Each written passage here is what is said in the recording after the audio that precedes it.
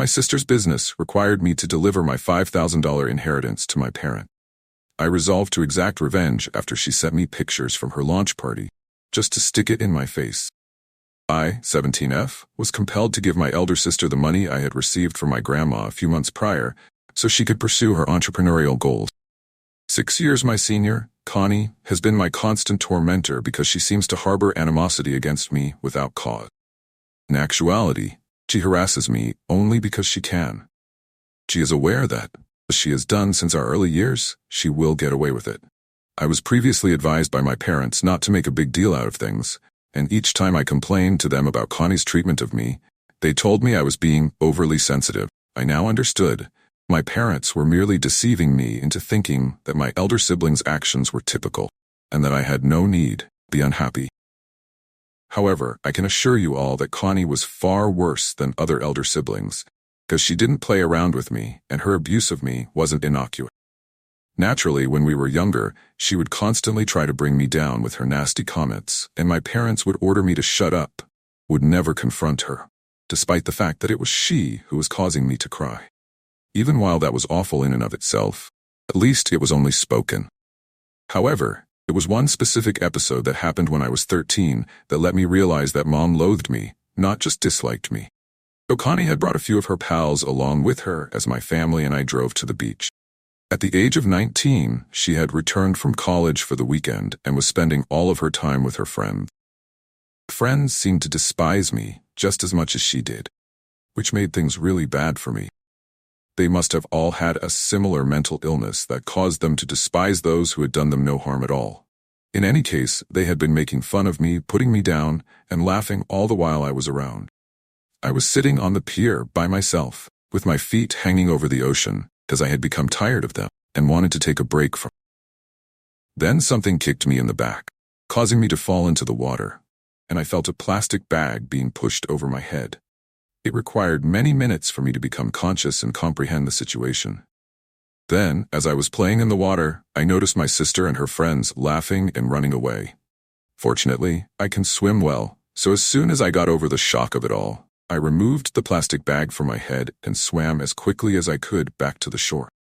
It was the most upsetting thing that had ever happened to me, and when I returned home and began to cry, my sister and her friends attempted to paint it in the light of a harmless practical joke. However, the worst was still to come. My dad, who had always been a whiner, actually laughed with them, telling me that I was just exaggerating. They assured me that nothing would have happened to me, and my father even joked that the courses he had taken in swimming would finally pay off. Because of the small size of the plastic bag they had placed over my head, I could have suffocated to death. In addition, could have drowned if I hadn't realized what was going on in time and removed the bag from my head. Even though there were a lot of things that may have gone wrong, they all seemed to find it hilarious. My parents clearly had a favorite daughter, and it's not me, as I already knew. However, that experience stuck with me, and I decided then and there that none of these people would be treated like family. I could not afford to trust any of these people. My main objectives were to work hard in my studies, get into college, and then get away from them. I've kept my distance from Connie ever since, but I can't exactly treat my parents the same way because I have to live with them. I really didn't want to give up the money I had inherited 3 months before, but I had to pretend to be kind to them, which was also one of the reasons. After my dad's mother, my grandma, passed away almost a year ago, the bequest was eventually given to us 3 months ago. She gave my parents the house she had lived in, and the majority of her estate, leaving Connie and me with $5,000 apiece. However, she also gave me a sapphire ring she had, as I had told her once how much I liked it, and she had made a joke about me being able to have it when she passed away. I intended to save a sizable portion of it for my future. However, my parents then informed me that Connie was going to launch her own company and would need to raise as much money as she could. They were depending on me to continue assisting her, even if they were already doing so, because it was her business. I didn't think it was fair that I had to pitch in.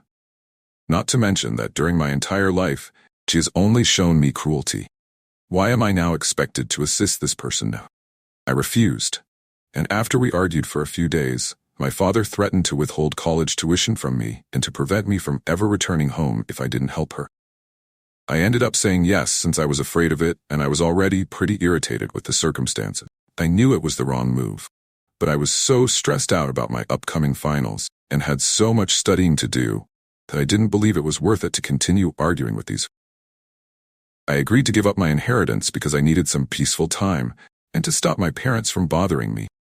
After all, they were letting me keep my ring, which is probably because my grandmother had just listed it as the ring with the blue stone in the will, and they had no idea that it was a genuine sapphire. I therefore understood what she was talking about, and since it was valuable, I was wise enough to keep quiet. It worked out well for me. I ended that debate by giving up the $5,000 I had inherited from my grandmother. After 3 months, I received an acceptance to the college of my choosing.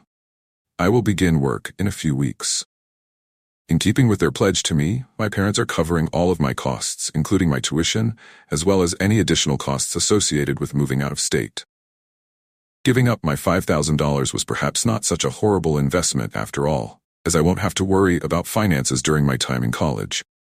Technically speaking, everything is still going great for me. But I feel terrible about what I did, because my sister recently had a launch party, since she was able to finally start her store. She works with the same college pals that she was friends with. You know, the girls that threw me into the water while wearing a plastic bag over my head because they found it funny. Though the items in their enormous shoe and accessory store are really basic, the three of them feel that they have accomplished something revolutionary, as they find such cuteness in their creations. In any case, I already know that their friends will be purchasing there since they have a lot of these males that support what they say. My sister gave me a ton of pictures from the launch party, so I kind of rubbed it in her face. But there was a chance she could have had a great career ahead of her. It was evident that I had not received an invitation to the event, and upon my parents' departure, I learned that this was because it was an adult-only gathering, and as I was only 17, they were unable to bring me along. Although it was a load of nonsense, I was genuinely unwilling to leave. But the day following the celebration, Connie texted me a ton of pictures and said she wanted me to experience the amazing party she had thrown yesterday through the picture. Then, in an arrogant move, she mentioned the $5,000 I had to give up for her when she claimed that she couldn't have done this without my assistance.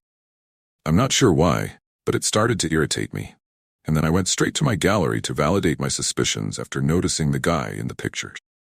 He was just in the background of a few of the shots, so I was unable to determine whether or not they were still dating based solely on the images. He may have gained some weight and grown out his stubble, but I could still tell that he was her high school ex-boyfriend.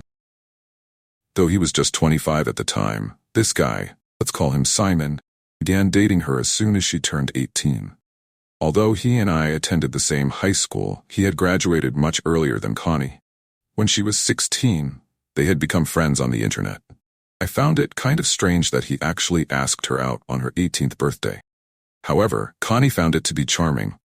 Luckily, this was the moment when my parents behaved like decent people and told her that it seemed like a creep to go out with someone who was in his 20s but had been waiting for her to become 18. They didn't want her to go out with him, but she apparently disobeyed them and carried on their covert dating. He was employed by his father's firm at the time, but after only 8 months of dating, they had to split up since he was moving to Wyoming to work on a farm with his uncle, after it was rumored that his father had caught him attempting to steal from the business.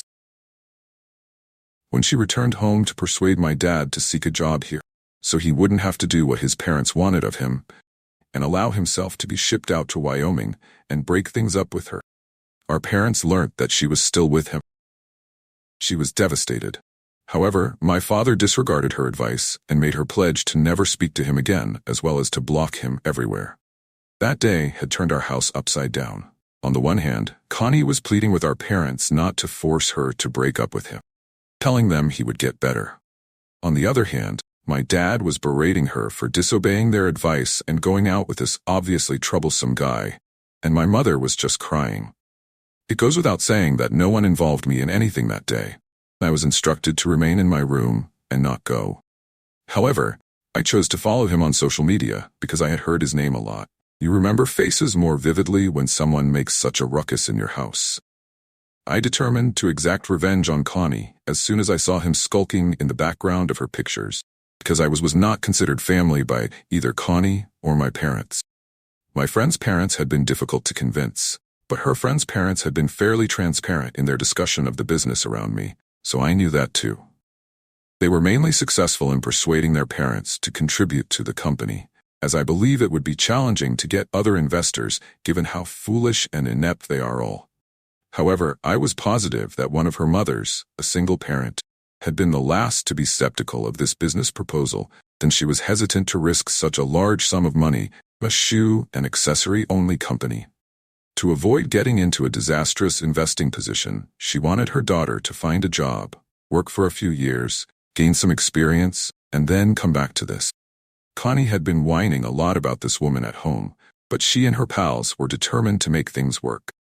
In the end, they had agreed that they would get by with the money they had for the time being, and that their third friend's mother would contribute money if the business took off. That was the arrangement they had worked out. And because they now only had enough funding to last for a few months, they had to make sure that the initial few months of their firm were a big success. But unless by some miracle, they were able to do enough business to stay up on their own, they would undoubtedly need another round of funding after that. But given their tiny size and the difficulty of breaking into the fashion industry, it was improbable that a business plan such as this would break even so quickly. I understood that this secret could provide the final parent who had been holding out for just one more reason to back out of this agreement. I thus used a fictitious account to contact her and requested that she give me a call since I needed to discuss something crucial with her about her daughter's business. I made sure she phoned me using Facebook call, not giving her my phone number because I wanted to stay incognito. She was unsure if this was real, which is presumably why I had to wait for a few hours. But ultimately, I believe her curiosity got the better of her, and she gave me a call. Then I told her what I had seen, including the identity of the guy who was secretly taking pictures in the background of every picture. At first, she didn't think I was serious, but I was able to convince her that my role was simply to warn her. She was free to decide whether or not she still wanted to invest in this company after this. After that, I ended the call on my own, sent her a few old photos of Simon and Connie, and let her make the final decision. Things have been intense ever since I made that phone call, so I guess she chose to back out and even told her daughter to do the same. No one knows that I was involved in any of this, but Connie has been phoning our parents to attempt to persuade them to speak with the mother who changed her mind and persuaded her to reconsider. Her friends, who find it hard to imagine she withheld something similar from them, are also fairly enraged with her. It appears that she and Simon are once again together, but she had made up his identity so that no one would know who he was. She has pretty well angered even our parents with them. In summary, I really want to enjoy all of this, but she's screwed since absolutely everyone in her life is against her. But I just can't bring myself to do that for some reason. I realize how important this business was to her, and now I'm questioning if I was being a bit too petty and whether my actions were incorrect. A few hours ago, I heard our parents talking about how upset they were. They were not only angry with her, but also contemplating leaving her company as investors because she had betrayed their trust. This might potentially be a serious problem for her. Since they rarely become angry with her, this is a very unusual occurrence. Additionally, this doesn't feel as fantastic as I had anticipated. So ATA for bullying me as a child and trying to convince a possible investor to pull out of my sister's business. Hi everyone. I appreciate you taking the time to read my post and offer their wise counsel. You folks are probably right. I might be too morally repressed to enjoy this. That being said, I'm being sensible and not talking about what I did because my parents would actually throw me out of the house if they ever found out. Furthermore, nothing will prevent them from doing that because I'll be turning 18 in a few months. I really can't afford that to happen because I'm depending on them to cover my educational costs. Since my last post a week ago, Connie's situation has deteriorated significantly as a result of the mother who had backed out of the agreement, persuading her daughter to follow suit. It's just the two of them at this point. However, after learning about Connie's secret boyfriend's theft from his father's business, her other friend has become extremely irate with her and is asking that they divide the company's shares 60-40. She had introduced Simon to them as this guy she'd been seeing for a few months, after meeting him on a dating app. She was attempting to cling to that tale, But no one was buying it when her friend's mother disclosed the reality. She even attempted to pass off the photos as authentic, claiming that they may have been edited to make her appear dishonest. She has been seeing our parents virtually every day, and while they have been reprimanding her for her actions, they have also continued to make an effort to assist her. To attempt and come up with a plan so she wouldn't lose her stake in the company, the three of them meet with their lawyer every evening. If they can't come to an immediate resolution, there's a good probability they will have to close down as a result of this issue. And to be honest, I've just decided not to think about this at all. I'm not sure how I will feel about it. The only positive thing that has come out of the whole mess is that no one really pays attention to me anymore because Connie is in trouble. I am therefore free to come and go as I want and to do with my time what I please. Pleasant. It has definitely taken the focus off of me. My parents also say nothing to me, and even when Connie comes to visit, she ignores me because she is too preoccupied with her own problems. I'm spending my final few weeks at home before heading off to college in this manner, and so far it's working out well. I don't have to answer to anyone about what I do during the day. And to be really honest, I think my parents and Connie won't even notice. I wind up spending more time at my friend's house than at mine, for a few days or longer. That being said, as I mentioned before, this is the one positive outcome of the scenario. I hope they leave me alone till the time comes for me to enroll in college. Although I hadn't thought about it before. I'm crossing my fingers that this circumstance has no bearing on my parents' decision to cover my college costs. If it does, though, I'll be in big trouble. That's why I'm typing this post. I will, however, take solace in the knowledge that Connie is worse off than I am. Almost 2 weeks have gone by since my last entry, and since nothing significant had happened to me until last week, I assumed I was secure. But now, I don't believe that. Nevertheless, a few days ago, I suppose the woman I had phoned gave in to the pressure and revealed to Connie the precise method by which she had learnt of this previous relationship. She didn't give Connie the complete story. Instead, she only revealed to her that the way she found out was through an anonymous phone call and a few pictures from someone. Since no one is truly ignorant anymore, and everyone knows that Connie met him in person and that the photos were real, she is no longer attempting to hide the fact that she knew him, was once in a relationship with him, and didn't actually terminate it. She certainly thought of me first, after learning that there was an anonymous phone call involved. I was very unfortunate to be downstairs when she came to visit us yesterday, because I had planned to go hang out with a friend. But as soon as she saw me, she stormed inside the home and gave me the worst shove she could manage. I shoved her back, losing my balance and my temper in the process. She then grabbed me by the hair and screamed in my face, telling me that she was going to make sure I paid the price for making that phone call. Then she knew it had to be me. Even though I was terrified, I had to keep my composure so she wouldn't know the reality, and I wanted to maintain the idea that it wasn't me. I started ranting at her, telling her that it wasn't me and that I wouldn't even know who to talk to, because I had only ever had lunch with her friend's parents a few weeks before the store opened. I was lying through my teeth, of course, but I did my best to make it seem plausible.